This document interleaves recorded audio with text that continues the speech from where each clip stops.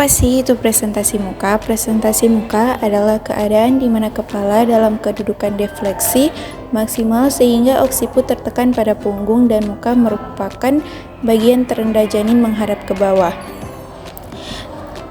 Presentasi muka dibagi menjadi dua, yaitu presentasi muka primer apabila sudah terjadi semenjak masa kehamilan dan presentasi sekunder apabila GRACE terjadi pada waktu persalinan. Ini ada beberapa contoh gambar presentasi muka. Bagaimana tanda dan gejala? Diagnosis presentasi muka ditegakkan melalui investigasi VT dengan meraba adanya lisan hidung, tulang rahang atas, dan orbital rib cage. Kadang perlu dibedakan dengan presentasi bokong di mana sanggup teraba adanya anus dan tuber iskadika yang sering keliru dengan lisan dan tulang rahang atas. Pemeriksaan radiologi sanggup menampakkan citra hipertensi kepala yang terang dan tulang muka di atas pintu atas panggul. Selanjutnya dalam kehamilan. Letak muka kadangkala sanggup dicurigai dalam kehamilan kalau tonjolan kepala teraba sepihak dengan panggung dan antar belakang kepala dan panggung teraba sudut yang runcing atau sudut Fabry. Tonjolan kepala ini juga berperihalan dengan pihak belahan-belahan kecil. Selanjutnya bunyi jantung. Anak terdengar pada pihak bagian-bagian kecil.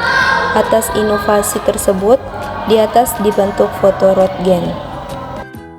Selanjutnya dalam persalinan.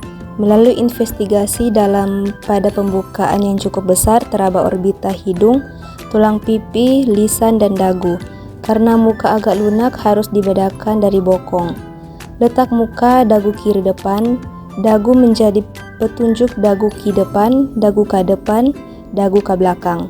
Pada umumnya penyebab terjadinya presentasi muka yaitu keadaan-keadaan yang memaksa terjadinya defleksi kepala atau keadaan-keadaan yang menghalangi terjadinya fleksi kepala (OLCH) lantaran IM. Presentasi muka sanggup ditemukan pada panggul sempit, aran pada janin besar. Selanjutnya ada tata laksanaan.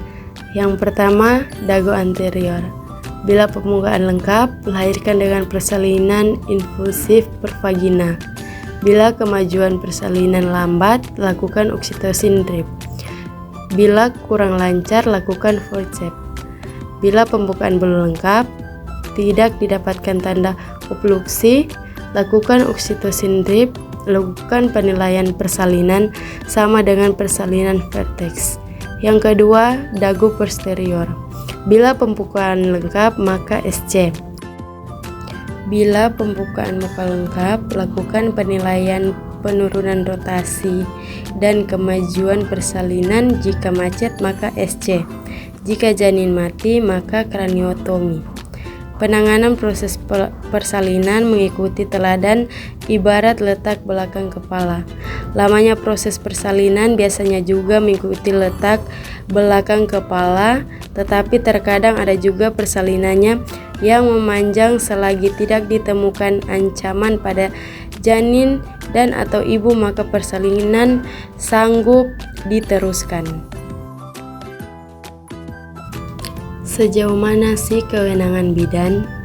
Kewenangan bidan dalam menangani kasus ibu bersalin dengan partus macet yaitu dari Permenkes RI nomor 1464 tahun 2010 tentang izin dan penyelenggaraan praktik bidan bab 3 tentang menyelenggarakan praktik pada pasal 9.a, yaitu bidan dalam menjalankan praktik berwenang untuk memberikan pelayanan yang meliputi pelayanan kesehatan ibu, dan pasal 10 ayat 3.3 yaitu bidan dalam memberikan pelayanan sebagaimana dimaksud pada ayat 2 pelayanan kesehatan ibu, berwenang untuk penanganan kegawat daruratan dilanjutkan dengan perujukan.